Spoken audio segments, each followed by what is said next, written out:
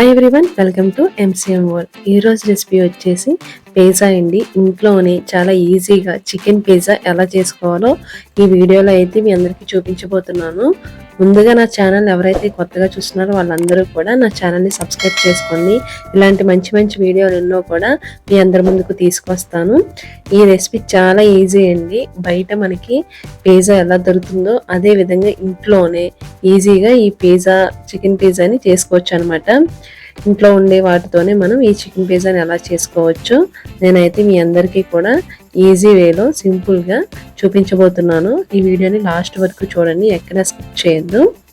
ముందుగా ఈ పిజ్జా కోసం ఒక గిన్నెలో 1 కప్పు మైదా పిండి అయితే తీసుకుంటున్నానండి. సుమారుగా 240 గ్రాములు అనమాట.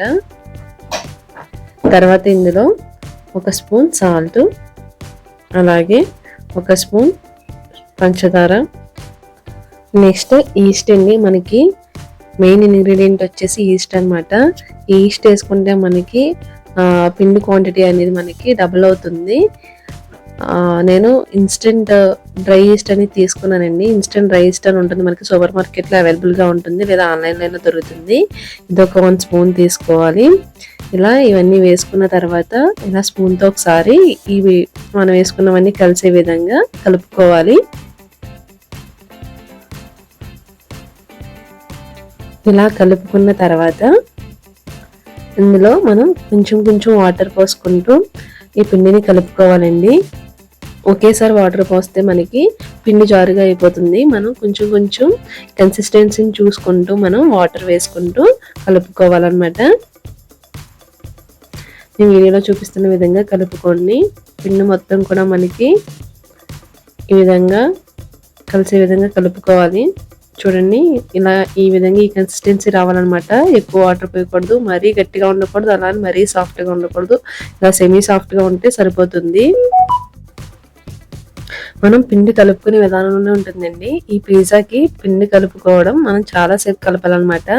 ఎక్కువసేపు మనం మసాజ్ చేస్తా కలుపుకోవాలి ఈ పిండిని. అప్పుడు మనకు పిజ్జా బేస్ అనేది బాగా వస్తుందన్నమాట. ఇలా ఈ విధంగా ఈ పిండి మొత్తం ఈ సెమీ సాఫ్ట్లో కలుపుకోవాలి.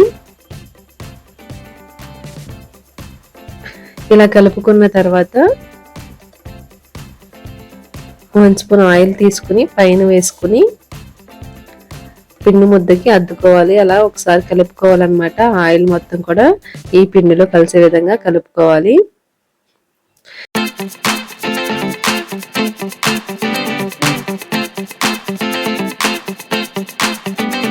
ఇలా కలుపుకున్న తర్వాత ఒక తడి క్లాత్ తీసుకుని దాని మీద వేసుకుని అలా కప్పుకుని పక్కన పెట్టేసుకోవాలి. ఈ చికెన్ పిజ్జా కోసం నేను సుమారుగా 100 గ్రాముల చికెన్ అయితే తీసుకున్నాను. నీట్గా క్లీన్ చేసి పెట్టుకున్నాను. స్టవ్ ఆన్ చేసి స్టవ్ మీద కళాయి పెట్టుకుని అందులో 2 టేబుల్ స్పూన్ ఆయిల్ వేసుకుని ఈ చికెన్ అయితే ఫ్రై చేసుకుంటున్నానండి. చికెన్ మనం ఇలా ఆయిల్లో ఫ్రై చేసుకోవాలి. ఎటువంటి వాటర్ ఏమి వేయకుండా చికెన్ అంతా కూడా మనకి మెత్తగా అయ్యేంత వరకు ఫ్రై చేసుకోవాలి. ఇవి ఫ్రై అయిన తర్వాత ఉప్పు, కారం, పసుపు, అలాగే గరం మసాలా వేసుకోవాలండి. అది కొంచెం క్లిప్ అనేది మిస్ అయ్యింది. ఈ ఫ్రై అయిన తర్వాత వేసుకోవాలి. తర్వాత ముందుగా మనం మ్యారినేట్ చేసి పెట్టుకున్నాం కదండి పిండి అనేది. పిండి కన్సిస్టెంటీ చూడండి, మనకి డబుల్ క్వాంటిటీలో అయితే ఎలా వచ్చిందో ఈ విధంగా రావాలి. ఒక 1/2 అవర్ తర్వాత మనకి పిండి క్వాంటిటీ అనేది ఈ విధంగా వస్తుంది. తర్వాత ఈ పిండిని తీసుకుని మనం ఎంతసేపు మసాజ్ చేస్తే మనకి అంత ఫ్లఫీగా అనేది మనకి పిజ్జా బేస్ అనేది వస్తుందండి. మనం ఈ పిజ్జా బేస్ కోసం ఈ పిండిని అయితే మనం ఇలా ఈ విధంగా వీడియోలో చూపిస్తున్న విధంగా మసాజ్ చేసుకోవాలి. బాగా మన అరచేతితో మనం అలా ప్రెస్ చేస్తూ ఈ పిండి ముద్దని మనం మసాజ్ చేస్తూ ఉండాలండి. ఇలా ఒత్తుకున్న తర్వాత చపాతీ కర్రని తీసుకుని మనం చపాతీలా చేసుకోవాలండి. మరీ చపాతీ అంతా పల్చగా కాకుండా కొంచెం చపాతీ కన్నా కొంచెం మందంగా చేసుకుంటే సరిపోతుంది. ఈ పిండిని కూడా మనం మీ అందరితో ఒక విషయం షేర్ చేసుకోవాలండి. 100%కి 70% మెంబర్స్ నా వీడియోస్ని నా ఛానల్ సబ్స్క్రైబ్ చేసుకోకుండా చూస్తున్నారు. 30% మెంబర్సే సబ్స్క్రైబ్ చేసుకుని చూస్తున్నారు. సో మీరు చూసి ఈ 70% మెంబర్స్ కూడా నా ఛానల్‌ని సబ్స్క్రైబ్ చేసుకుంటే, నేను పెట్టే ప్రతి వీడియో కూడా మీకు నోటిఫికేషన్ రూపంలో రావడం అయితే జరుగుతుంది. అలాగే నాకు సపోర్ట్‌గా ఉంటుందండి. నా ఛానల్‌ని సబ్స్క్రైబ్ చేసుకోవడం మాత్రం మర్చిపోవద్దు. నేను పెట్టే వీడియో మీకు నచ్చితే లైక్ చేయండి. అలాగే మీ ఫ్రెండ్స్ అండ్ ఫ్యామిలీ మెంబర్స్‌కి షేర్ చేయండి. నన్ను మీ ఫ్యామిలీ మెంబర్‌లా అనుకుని మీ అందరి సపోర్ట్ నాకు కావాలండి. సో, నా ఛానల్‌ని సబ్స్క్రైబ్ చేసుకోవడం మాత్రం మర్చిపోవద్దు. తర్వాత ఇలా మనం పిజ్జా బేస్‌నయితే చేసుకోవాలి. చూడండి మరీ పలుచగా కాకుండా, అలానే మరీ లావుగా కాకుండా సమానంగా వచ్చింది కదా! తర్వాత ఇలా ఫోల్డ్ చేసుకోవాలండి కార్నర్. ఎందుకంటే మనం పెట్టే పైన మనం బేస్ మీద స్టఫ్ అనేది పెడతాం కదండీ! అవి బయటికి రాకుండా మనం ఇలాగ క్లోజ్ చేసుకోవాలనమాట. మనకు బయట దొరికే పిజ్జాలో ఇలాగే ఉంటుంది మనకి. సో, అందుకే నేను ఈ విధంగా ఫోల్డ్ చేసుకుంటున్నాను. మరీ మనం అంత ప్రొఫెషనల్ అయితే కాదు కదండీ పిజ్జాలో. సో, అందుకే నాకు వచ్చిన విధంగా ఇలాగా ఫోల్డ్ చేసుకుంటున్నాను. ఇలా చుట్టూ పిజ్జా బేస్ చుట్టూ ఇలా మనం ఫోల్డ్ చేసుకున్న తర్వాత ఈ పిజ్జా బేస్‌ని మనం బేక్ చేయడానికి ఒక ప్లేట్‌లో అయితే పెట్టేసుకోవాలండి. ఇలా ప్లేట్‌లో పెట్టుకున్న తర్వాత మనకి సరిపడా ప్లేట్‌నైతే తీసుకోవాలి మనం పిజ్జా బేస్‌కి. నెక్స్ట్ ఫోర్క్ స్పూన్ ఉంటుంది కదండీ! దాంతో మనం ఇలాగా హోల్స్ అయితే పెట్టుకోవాలి. ఎందుకంటే మనం పెట్టుకునే స్టఫింగ్ గానీ, అలాగే చీజ్ గానీ, ఆ హోల్స్‌లోంచి కింద పిజ్జా బేస్‌లోకెళ్ళి పిజ్జా బేస్ మనకి టేస్ట్ అనేది రావాలి కదండీ! మనం బయట మనకి రెస్టారెంట్‌లో దొరికే ఈ పిజ్జా అయితే ఇలాగే ఉంటుంది. మనకి పిజ్జా బేస్ మనం బయట తీసుకున్న షాపుల్లో తీసుకున్నా కూడా పిజ్జా బేస్‌కి ఈ విధంగానే ఉంటుంది. ఇలా మనం ఫోర్క్ స్పూన్‌తో హోల్స్ అనేవి పెట్టేసుకోవాలండి. లుక్ చూడండి మనకి బయట దొరికే పిజ్జా బేస్ లాగానే ఉంటుంది. మనకి పిజ్జా బేస్ అనేది రెడీ అయిపోయిందండి. దీన్ని ఇలాగా పక్కన పెట్టేసుకోవాలి. హోల్స్ మాత్రం పెట్టుకోవడం మర్చిపోవద్దు. ఇలా పెట్టుకున్న తర్వాత దీని మీద స్టఫింగ్ అనేది పెట్టుకోవాలి. చికెన్ మనం ఫ్రై చేసుకొని పక్కన పెట్టుకున్నాం కదా! అలాగే పైన వేసుకోవడానికి ఆనియన్, టమాటా అలాగే క్యాప్సికమ్ అయితే తీసుకున్నాను. కట్ చేసుకొని ఇలా పక్కన పెట్టుకొని వీటిని ఒక గిన్నెలో తీసుకోవాలి. ఈ ఆనియన్స్ అలాగే క్యాప్సికము, టమాటా ముక్కల్ని ఇలా ఒక గిన్నెలో తీసుకొని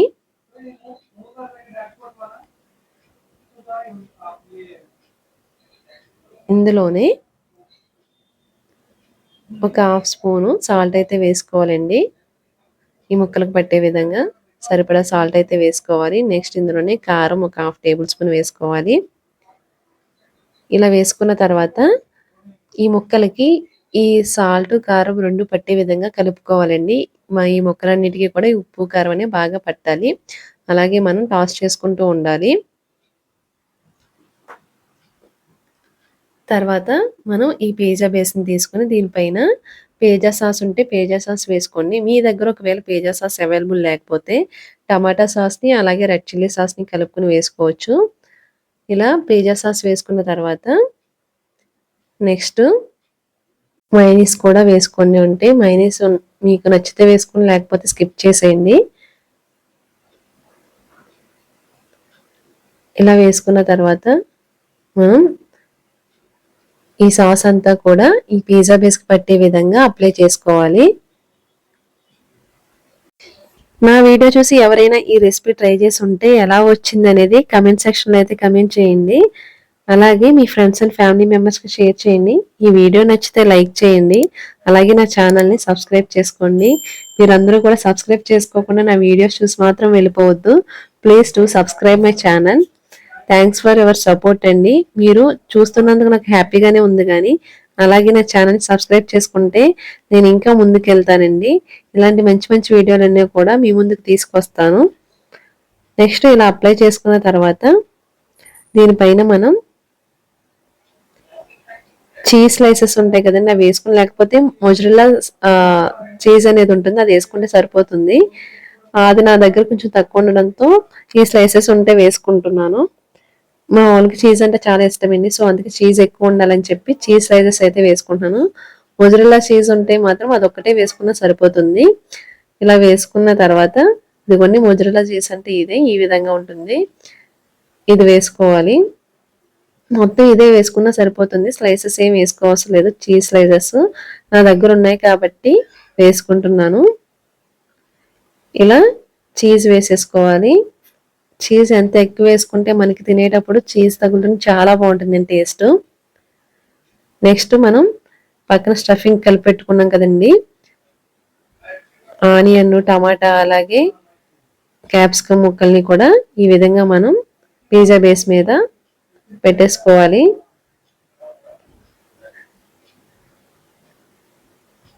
ఇలా ఇవన్నీ పెట్టుకున్న తర్వాత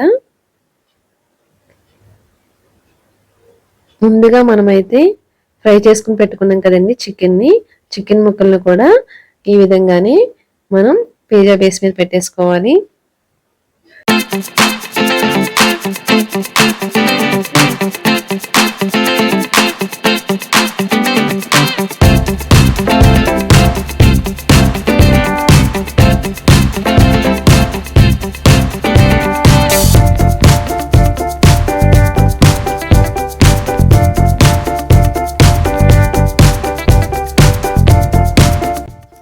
నెక్స్ట్ మొజరెల్లా చీజ్ని తీసుకొని మళ్ళీ పైన వేసుకోవాలండి. ఎంత ఎక్కువ చీజ్ వేసుకుంటే మనకి తినేటప్పుడు చీజ్ అనేది అంత ఎక్కువ తగులుతుంది. పిజ్జాలో చీజ్ ఉంటేనేనండి టేస్ట్ అనేది బాగుంటుంది. చీజ్ లేకుండా పిజ్జా తింటే అసలు పిజ్జా తిన్నట్టు అనిపించదు. మాకు చీజ్ పిజ్జా అంటేనే చాలా ఇష్టం అండి.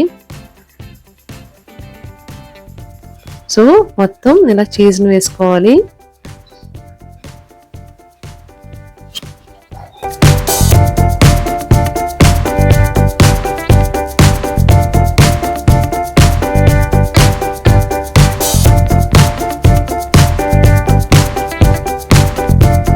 నెక్స్ట్ ఈ పిజ్జాని బేక్ చేసుకోవడం కోసం స్టవ్ ఆన్ చేసుకుని స్టవ్ మీద కళాయి పెట్టుకుని అందులో కింద బేస్లో సాల్ట్ అయితే వేసుకున్నాను. తర్వాత దీన్ని 5 minutes హీట్ చేసుకోవాలి. తర్వాత ఈ పిజ్జా బేస్ని మనం స్టాండ్ పెట్టుకుని పెట్టేసుకోవాలండి. అది కొంచెం క్లిప్ మిస్ అయింది, ఏమనుకోవద్దు. నెక్స్ట్ 40 minutes తర్వాత మనకు పిజ్జా అనేది రెడీ అయిపోతుందండి. నాకైతే 40 minutes టైం పట్టింది. ఇలా ఈ విధంగా మనకి పిజ్జా అనేది రెడీ అయిపోయింది. చూడు, మొత్తం చీజ్ అంతా కూడా మనకి కరిగిపోయింది. పిజ్జా అనేది రెడీ అయిపోయినట్టే. మనకి బయట మనకి రెస్టారెంట్లో దొరికే విధంగానే పిజ్జా అనేది మనకి చూడండి ఇంట్లోనే ఎంత ఈజీగా సింపుల్గా చేసుకున్నాము. ఈ వీడియో మీ అందరికీ నచ్చితే లైక్ చేయండి, అలాగే నా ఛానల్ని సబ్స్క్రైబ్ చేసుకోండి.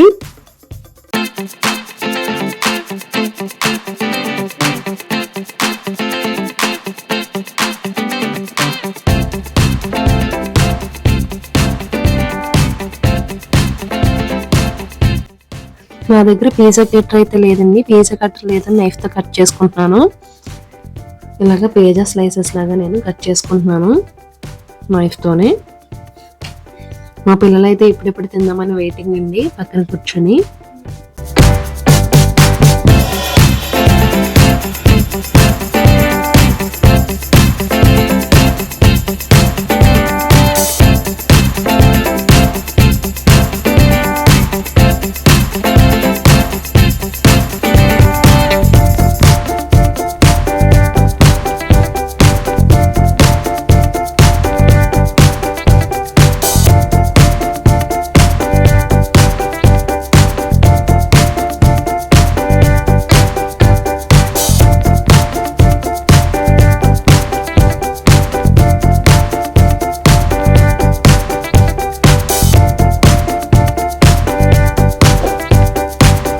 లైక్ చేయండి, అలాగే నా ఛానల్ని సబ్స్క్రైబ్ చేసుకోండి. మళ్ళీ సరికొత్త వీడియోతో మీ ముందు ఉంటుంది మీ middle class Mouni. Thanks for watching. Bye bye.